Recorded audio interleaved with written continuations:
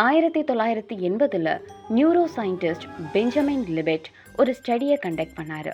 அது நம்மளோட அடிப்படையே உழுக்கிற மாதிரி ஃப்ரீவில், அதாவது தன்னிச்சை விருப்பத்தை பற்றி நம்மளோட புரிதலை சொன்னார். லிபெட் இதை கண்டுபிடிக்க, அதாவது நம்ம மைண்ட் ஒரு மூமெண்ட்டை பண்ண நம்ம கான்ஷியஸாக அதை பற்றி அவேர் ஆகிறதுக்கு முன்னாடியே தயாராகுதான்னு கண்டுபிடிக்க நினைச்சாரு. அதனால அவரும் அவரோட டீமும் ஒரு எக்ஸ்பெரிமெண்ட்டை செட்டப் பண்ணாங்க. இந்த ஸ்டடியில் இருந்த பார்ட்டிசிபெண்ட்ஸ் கிட்ட அவங்களுக்கு எப்போ ரிஸ்ட்டை நேராக்கணும்னு தோணுதோ அப்போ அதை செய்ய சொன்னாங்க. அந்த நேரத்தில் லிபெட் அவங்களோட தலையில் வைக்கப்பட்ட எலக்ட்ரோட்ஸ் மூலமாக பிரெயின் ஆக்டிவிட்டியை இசிஜி மெத்தட் மூலமாக மானிட்டர் பண்ணார்.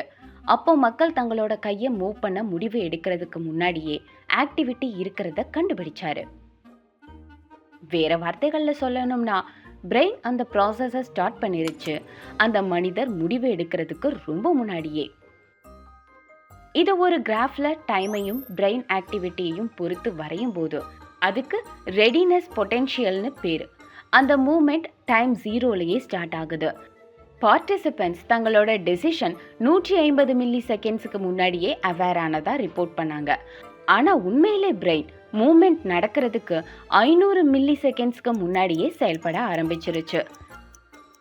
லிபெட்டோட ரிசர்ச்சை உலகம் முழுக்க இருந்த சைக்காலஜிஸ்டும் பிலாசபர்ஸும் டிஸ்கஸ் பண்ணாங்க. இந்த கேள்வியை கேட்க ரொம்ப நாள் எடுக்கல.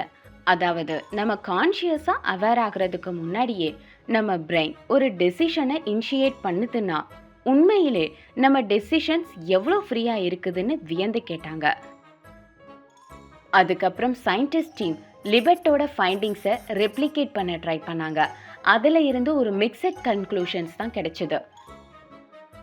லிபெட் அவரே இந்த எக்ஸ்பெரிமெண்ட்டை நம்ம டெசிஷன்ஸ் முன்னாடியே தீர்மானிக்கப்பட்டதுன்னு காட்டுற எவிடன்ஸை இன்டர்பிரேட் பண்ணலை. அவர் சொன்னது என்னன்னா, ஒரு பட்டனை ப்ரெஸ் பண்ணணும் அப்படிங்கிற எண்ணம் 500 மில்லி செகண்ட்ஸ்க்கு முன்னாடியே உருவாகி இருக்கலாம்.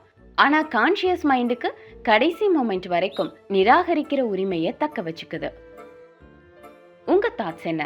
நம்ம பிரெயின் டெசிஷன் எடுக்கிற ப்ராசஸை நம்ம கான்ஷியஸாக அவேர் ஆகிறதுக்கு முன்னாடியே ஆரம்பிச்சிருச்சுன்னா நம்ம வாழ்க்கையில் நாம் உண்மையிலே எவ்வளோ கண்ட்ரோலாக இருக்கும்? ஒருவேளை நம்ம கண்ட்ரோலாக இல்லைன்னா அது நம்ம ஆக்ஷன்ஸ்க்கான பர்சனல் ரெஸ்பான்சிபிலிட்டியை புரிஞ்சிக்கிற விதத்தை எப்படியெல்லாம் இன்ஃப்ளூயன்ஸ் பண்ணும். இந்த வீடியோ பிடிச்சிருந்தா இதே மாதிரி நிறைய வீடியோவை உருவாக்கணும்னு நினைச்சா எங்க சேனலுக்கு சப்ஸ்கிரைப் பண்ணுங்க. அப்புறம் பேட்ரான்ல சப்போர்ட் பண்ணுங்க.